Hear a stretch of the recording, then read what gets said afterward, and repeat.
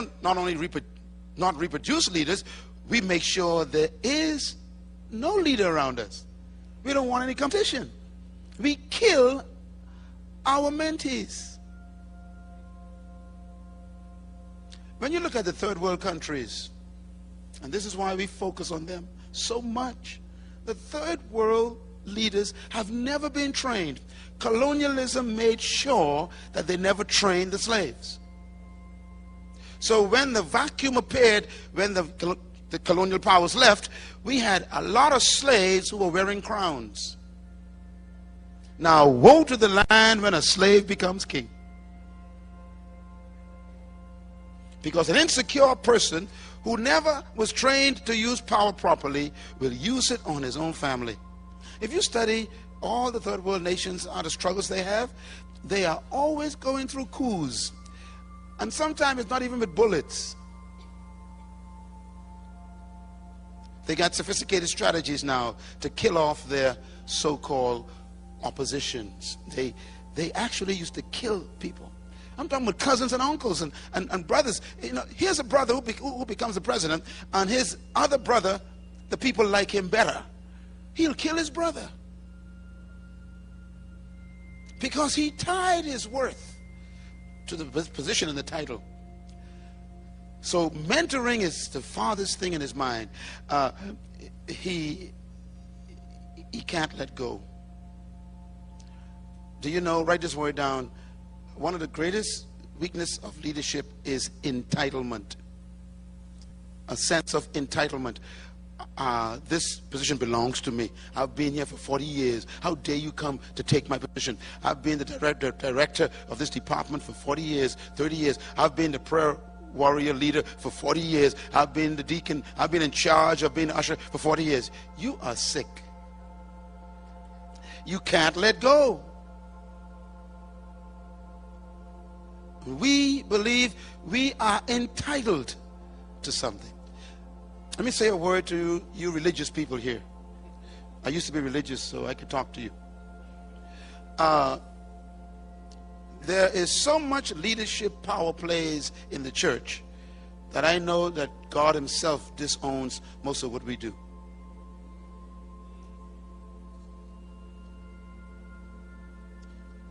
This is why, for example, from my understanding of scripture, I could be wrong, but God never called an elder. Elders are never called. There's no such thing as the position, how can I say it? Elder is not in the list. You got pastor, prophets, evangelists, teachers, apostle, okay? Elder. Now, why is there no elder and deacon in that list? Because these are always delegated powers. Which means they lend you power. It never belongs to you. They can take it back whenever they want. In other words, whoever you appoint, you can disappoint. So when you appoint someone in a religious environment and say, okay, you are now a deacon, you are now an elder, they think that's a calling. You weren't called to that. That was delegated power. You are never called to be an elder. That's not a calling. That's a privilege. So don't feel like you are entitled to that. I just belong. You're not an elder because God called you. You're an elder because the pastor chose you. He could unchoose you. So when we start telling people don't sit down or don't do this or I'm going to change you, they get mad and leave the church. They have no idea that that was a privilege, not a right. Again, we got to remember even the positions of apostles and prophets are not permanent. These are functions that are temporary. You remember Elijah, right? He tried to tell God, hey, I'm the best you got. God said, I'll fire you today. I got 70 people lined to take your 7,000 to take your place. What are you talking about? You're not my favorite. It's a privilege. So don't be afraid to let go. And if you are a wise leader, you'll be happy to train people so you can move on to the next spot. We don't develop leaders because we are afraid of letting go, because we have tied our life to our title. And this is why people today are committing suicide all over the world, because their jobs were tied to their worth. And when they were fired because of downsizing or the crisis, they lose it, put a gun to their head. They go home and drink alcohol and go into a stupor. Why? Because they lost their lives. Because their life was their jobs. Write this down. Plan your next position now. Always live beyond your position. The fifth reason why we don't reproduce, this is number 6, sorry, is we put paperwork before people work. I mentioned this before. We become so caught up in administration matters, so preoccupied with organizational issues, that we forget the real purpose for leadership, and that is people. Take time to train people. You know, I walk around my entire organization very often. I go into every department. I touch everybody all the time. They'll tell you. Why? The ivory tower lifestyle is demonic. Training is when you get down and you touch, you talk. How's your family? How you doing? What's your challenge right now? I walk around the organization and I see things that need to be done that no one sees, you know. Oh, that needs changing. Oh, why is this like this? How long has it been like that? What? Let's fix that. That's leadership. You got to walk down. You got to get that basin with a towel.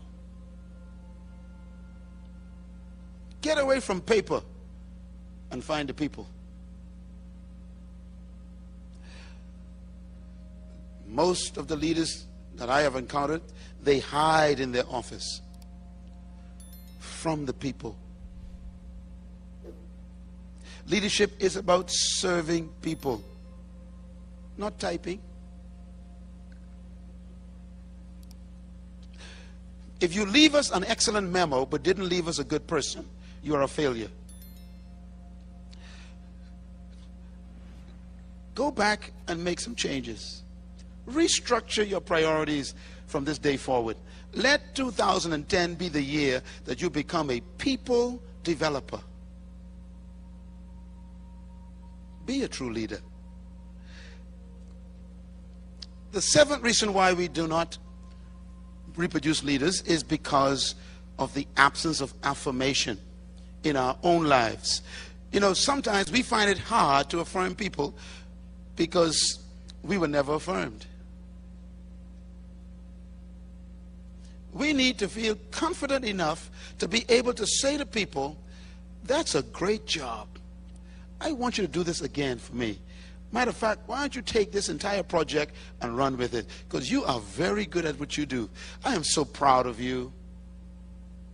How many times have you said that to the people you work with? I'm talking about walk through the whole company and just affirm people. No, we don't want to affirm anybody. We want them to be afraid of us. We threaten them with our presence. You don't say good things to your staff. Why? Oh, because they may take your job. They may actually think that you are soft. What are you talking about? Only confident people affirm others. I challenge you to be leaders who produce leaders. Affirm people. Let go. You know, I could have decided to be the pastor of the church that we started and be a pastor still. I was so quick to get rid of that. I have no need for power. Power is a tool that you use to improve other people. Power is a tool to empower others. Let them run the whole thing. They can do a better job than you anyhow, so let them take it. Why don't we produce good leaders? Because we have no room for mavericks. We don't want anyone who could compete with us or outshine us. The goal of leadership is to get people to outshine you, so that when they do, you take the credit.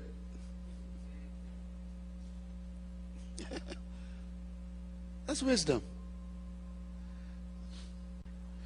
When I think of my mentor, Jesus Christ, wow.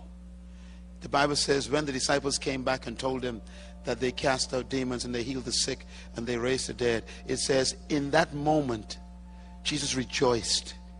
Re means to return. Joyce means to jump. That means he kept jumping from one spot to another. So when you rejoice means to act. It's a physical thing. Can you imagine God on earth dancing because some other people did something great?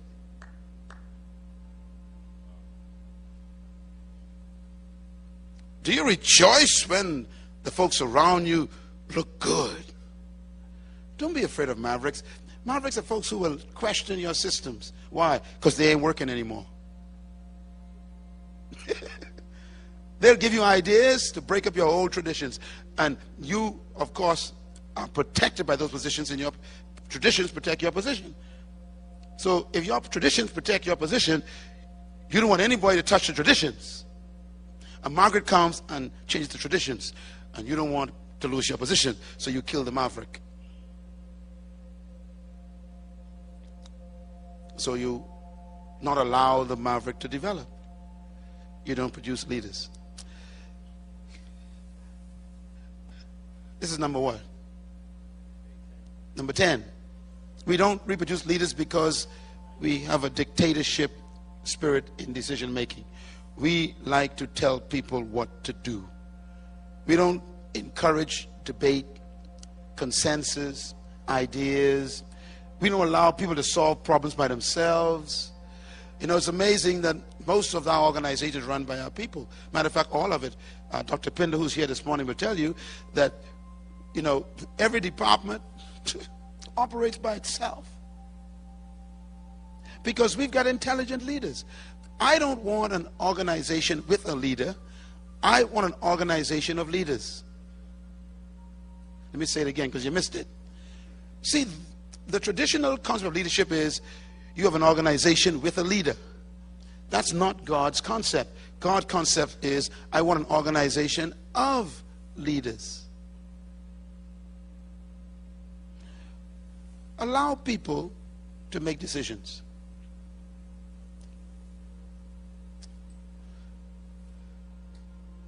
So here's some principles then of mentoring people. Number one, be honest with correction and praise. These are practical. Please write these down. I'm telling you that this stuff will work as soon as you get back. First, be honest and correct with correction and praise. If someone needs correction, tell them. That's part of the training. If they did something well, praise them. That's also part of the training. Number two, give them recognition and praise. Tell people how well they're doing. Affirm them.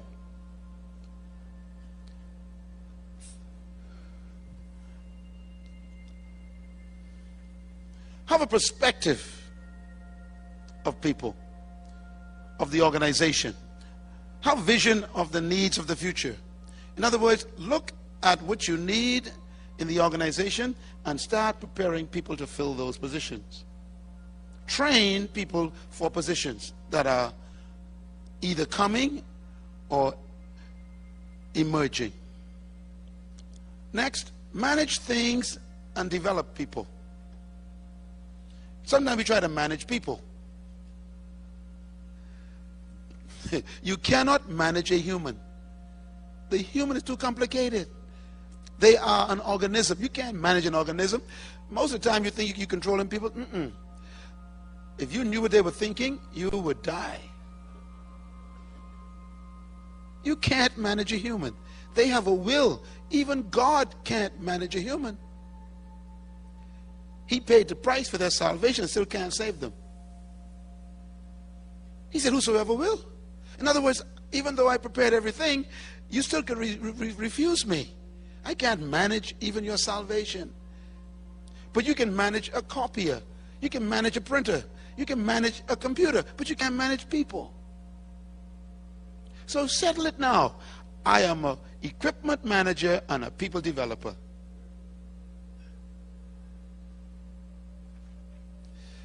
Computers don't change. People do.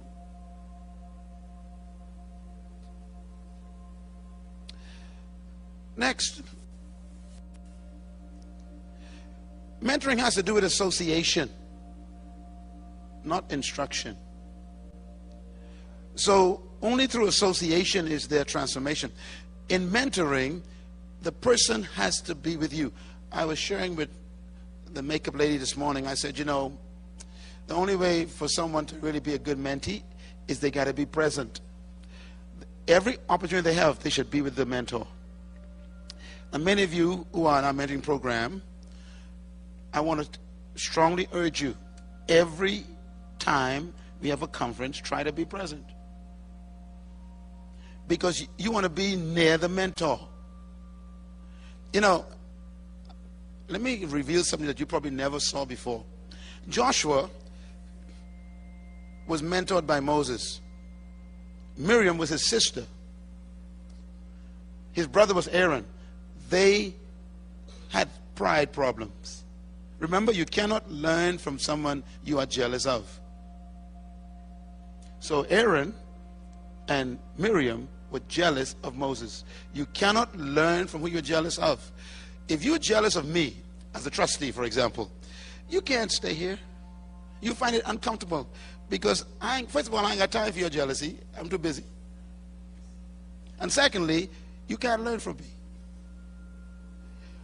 Because if you're jealous, you look for criticism.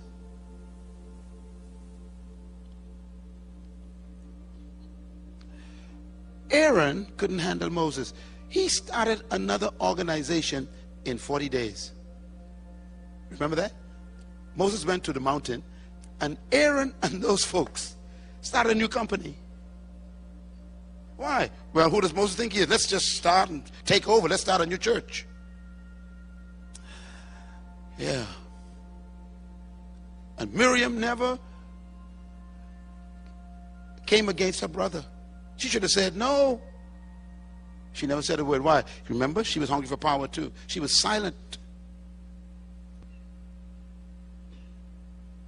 And people died in that situation. Many died.